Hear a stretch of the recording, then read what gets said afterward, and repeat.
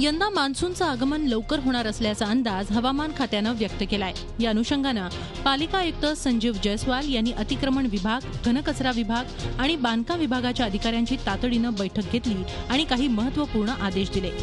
त्याप्रमाणे नाले सफाईची निविदा प्रक्रिया जवळजवळ अंतिम टप्प्यात आली असून काही दिवसात नाले सफाईच्या कामाला सुरुवातही होणार आहे।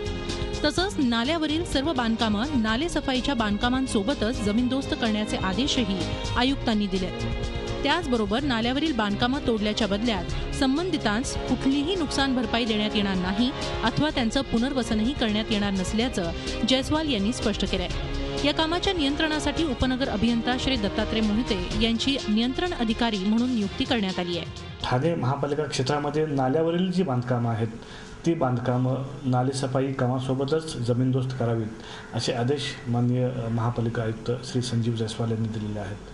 तर जे नाल्यावरील जी बांधकामं आहेत त्याच्यामध्ये पाणी जाऊन जीवितहानी होऊ नये हे प्रमुख कारण ह्या निर्णयामागचं आहे।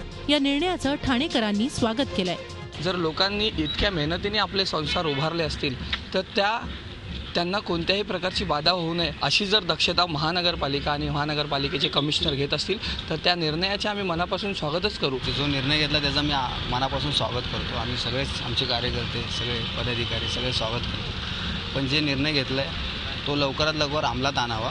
जर या निर्णयांची काटेकोरपणे अंमलबजावणी झाली तर यंदा पावसाळ्यात तुंबलेल्या ठाण्याचं चित्र पाहायला मिळणार नाही अशी अपेक्षा आहे। कपिल राऊतसह bureau report, Zee media, Thane. Zee 24 तास रहा एक पाऊल पुढे।